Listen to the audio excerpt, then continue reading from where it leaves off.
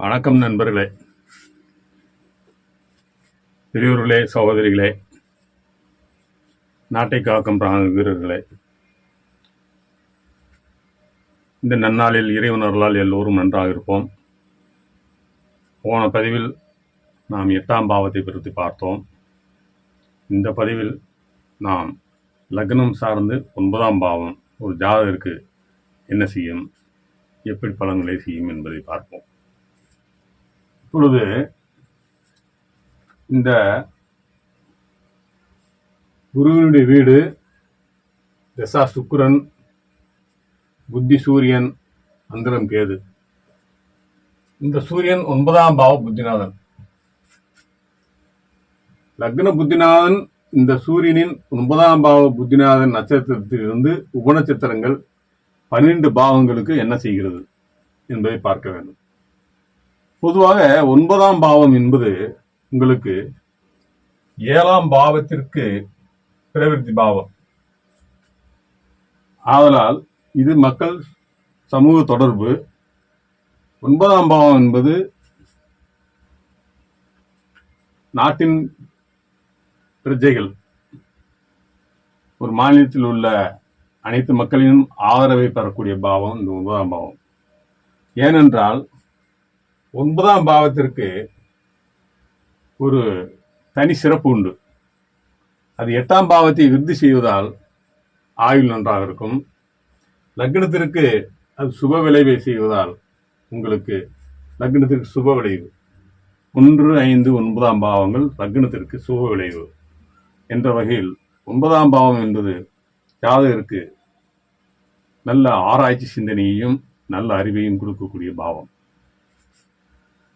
அந்த 9ஆம் பாவம் தர்ம சிந்தனை, இது போன்ற பிறருக்கு உபகாரம் செய்தல், எல்லோரும் அவரை போற்றும்படியாக இருப்பது, எல்லோரும் அவரை நம்புவார்கள், பிறருக்கு அவர் நல்லவனாக இருப்பார்கள் எல்லோருக்கும். இப்படி நற்பெயர் இருக்கக்கூடிய பாவம் 9ஆம் பாவம். மேலும் இந்த 9ஆம் பாவத்திற்கு மாற்றம் என்ற ஒன்று உண்டு.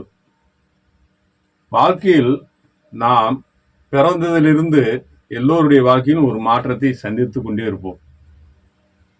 அந்த மாற்றம் என்பது 9ஆம் பாவம். அந்த மாற்றம் ஒன்றே மாறாதது என்பது 9ஆம் பாவம் என்பது மாறாதது. ஆனால் மற்ற எல்லா விஷயங்களும் மாறிக்கொண்டே இருக்கும் அந்த 9ஆம் பாவ செயல். பொதுவாக நாம் 3, 9ஆம் பாவம் என்று எடுத்துக்கொண்டால் ஒரு இடத்திலிருந்து இன்னொரு இடத்துக்கு செல்வது, இடமாற்றம்.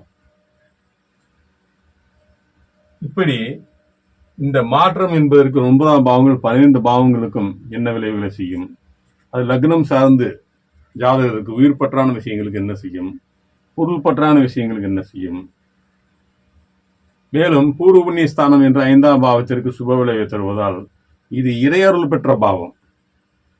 ஒருவருக்கு 9ஆம் பாவம் லக்னத்திற்கு தீய பாவமான 8, 12ஆம் பாவங்களோடு தொடர்பு கொள்ளாமல் இருந்தால் அவருக்கு இறையருள் நன்றாக இருக்கும்.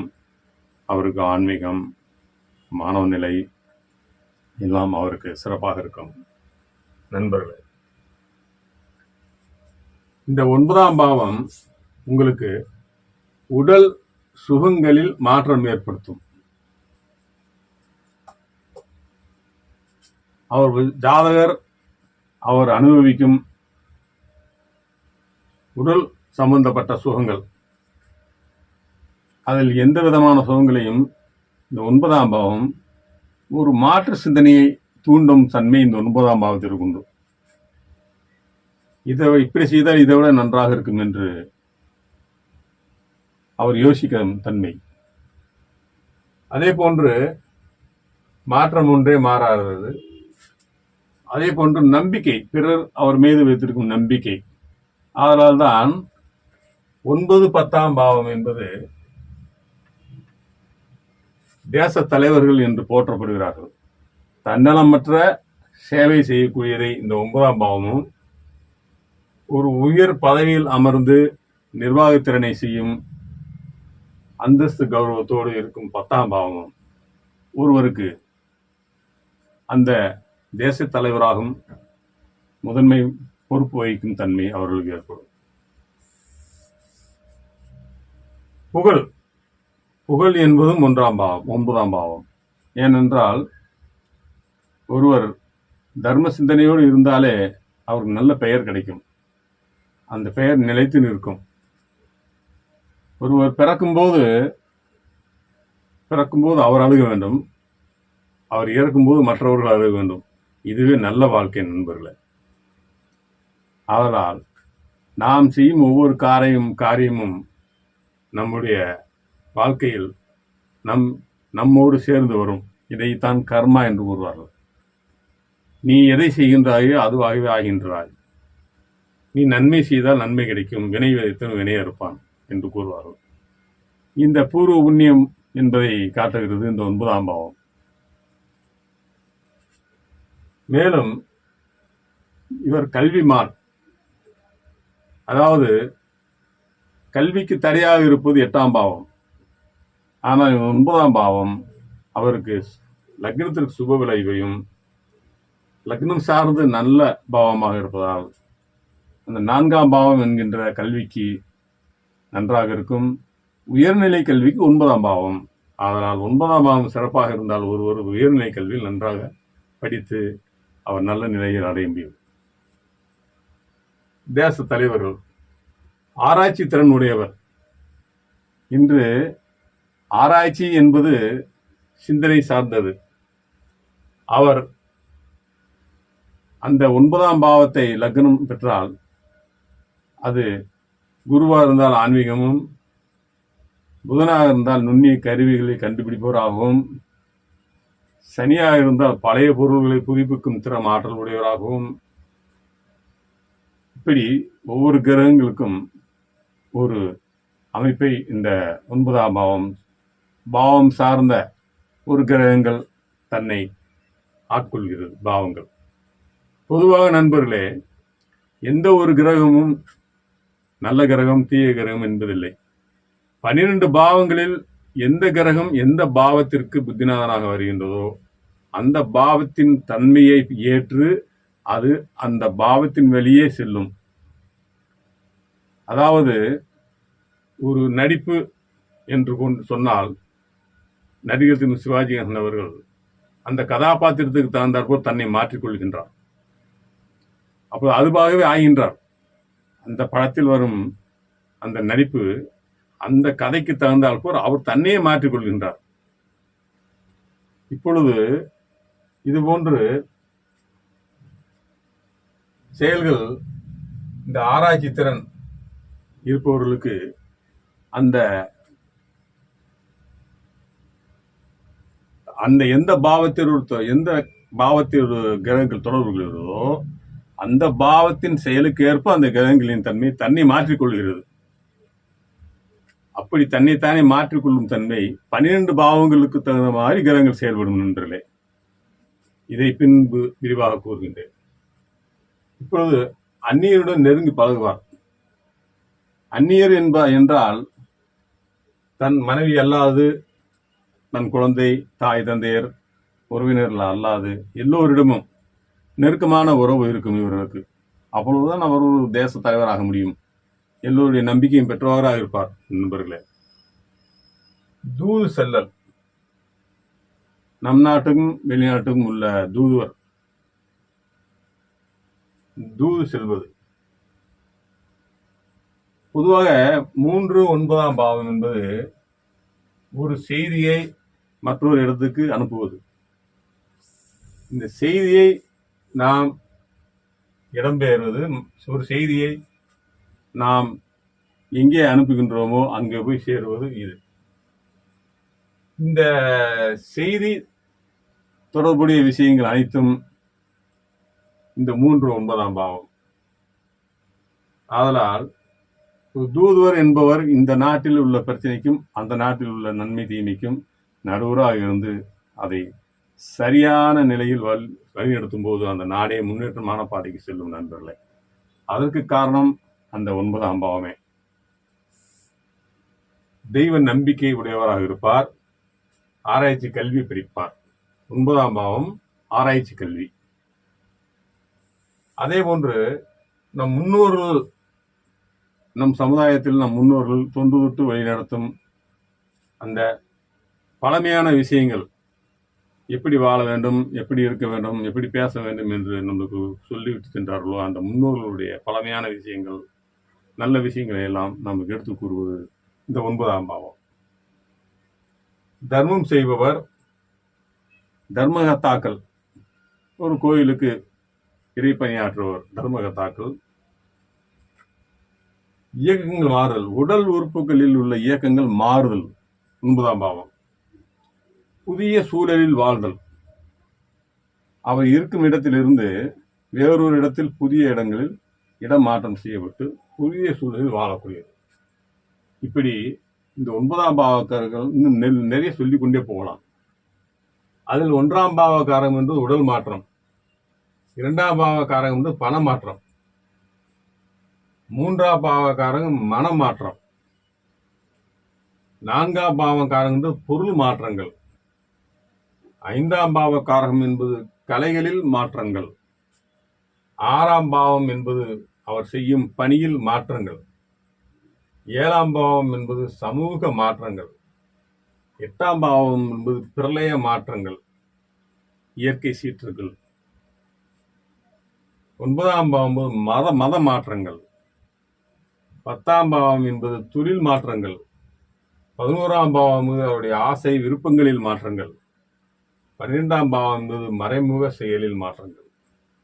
இப்படி மாற்றம் என்பதை மாற்றி குறிக்கக்கூடிய ஒரே தன்மை இந்த 9ஆம் பாவத்திற்கு உண்டு நண்பர்களே. அடுத்து இந்த 9ஆம் பாவம் நட்சத்திரத்தில் இருந்து உபநட்சத்திரம் என்ன செய்யும் என்பதை பார்ப்போம். நட்சத்திற்கு சுப விளைவு தரும் பாவம் இந்த 9ஆம் பாவம். இந்த 9ஆம் பாவம் உங்களுக்கு பொதுவாக 1ஆம் பாவம் உபநட்சத்திரத்தில் இருந்தால் நம்பிக்கைக்குரியவர் ஜாதகர். அதே போன்று 2ஆம் பாவத்தில் உபநட்சத்திரமாக அமைந்தால், 2ஆம் பாவம் உபநட்சத்திரமாக அமைந்தால் தனது தலைமுறையினர்கள், வாரிசுகள், அவர்களுக்கு இவர் நற்பெயர் கிடைக்கும். இவருக்கு காரணம் என்னவென்றால் 9ஆம் பாவம் என்பது பூர்வீக சொத்து.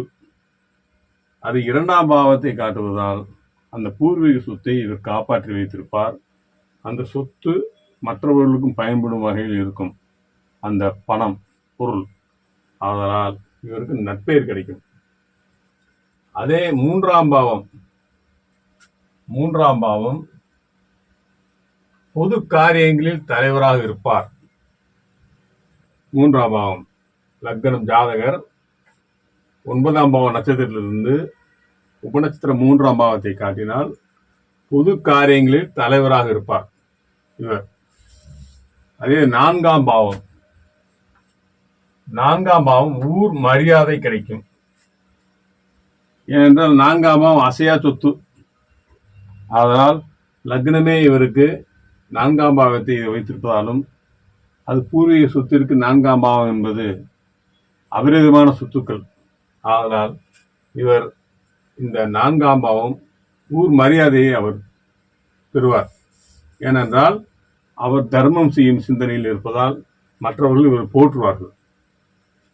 5ஆம் பாவம், 5ஆம் பாவம் என்பது கோவில், கோவில் தர்மகர்த்தாவாக இருப்பார். இந்த 9, 5ஆம் பாவம் தொடர்பு கொள்ளும்போது கோவிலின் தர்மகர்த்தாவாக இருப்பார்.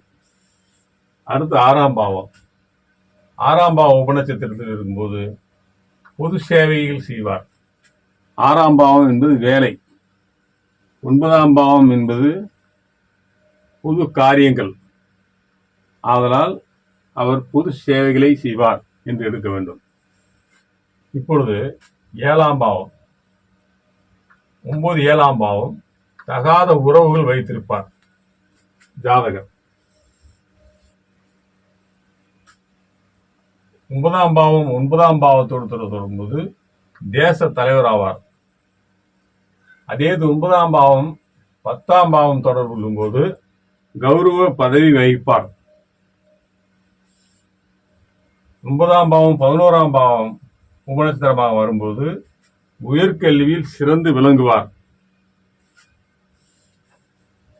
9ஆம் பாவம் 12ஆம் பாவம் உபநட்சத்திரத்தில் இருக்கும்போது ரகசியமான ஆராய்ச்சி மனப்பான்மை உடையவர். 12ஆம் பாவம் என்பது ரகசியத்தை குறிக்கும். 9ஆம் பாவம் என்பது ஆராய்ச்சி. இப்பொழுது இந்த 9ஆம் பாவம் 9ஆம் பாவத்தின் உதயத்தில் இருக்கும்போது இது நீதிமானாக இருப்பார். அதாவது எந்த தீய செயல்களுக்கும் உடன்பட மாட்டார். தெய்வ காரியங்களுக்கு மிகவும் தன்னை அர்ப்பணித்துக் கொள்வார். 9ஆம் பாவம் 8ஆம் பாவம் தொடரும்போது, இந்த 2ஆம் பாவம் 9ஆம் பாவம் தொடரும்போது இது 8ஆம் பாவமாகிறது. ஆதலால் இவருக்கு 2ஆம் பாவம் பணம், பொருள், பொன் இது சம்பந்த வகையில் இந்த 2ஆம் பாவம் 9ஆம் பாவம் நட்சத்திரத்தில் இருந்தால் இவருக்கு வறுமையில் கஷ்டப்படுவார். தர்மம் செய்வர்கள் எப்படி இருப்பார்கள்? இப்பொழுது 3ஆம் பாவம் 9ஆம் பாவம் நட்சத்திரத்தில் இருந்து 7ஆம் பாவத்தின் உணர்த்தில் இருக்கும்போது மக்கள் தொடர்பு அதிகம் உடையவராக இருப்பார். அதே 4ஆம் பாவம் 9ஆம் பாவம் நட்சத்திரத்திலிருந்து 6ஆம் பாவம் உணர்ச்சித்திரமாக வரும்போது மற்றவர்களின் உதவியை நாடுவார். 5ஆம் பாவம் 9ஆம் பாவம் நட்சத்திரத்திலிருந்து 5ஆம் பாவம் உபநட்சத்திரத்தில் இருக்கும்போது இது சுப விளைவை தரும் ஜாதகருக்கு நன்மையை செய்யும். 5ஆம் பாவ ரீதியாக இது 6ஆம் பாவம் என்பது வேலை.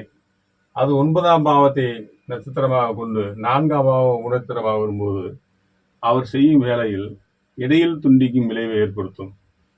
அதாவது இந்த 4ஆம் பாவம் என்பது உங்களுக்கு 6ஆம் பாவத்திற்கு 9ஆம் பாவம் 4ஆம் பாவம். ஆதலால் இடையில் துண்டிக்கும் விளைவை ஏற்படுத்தும்.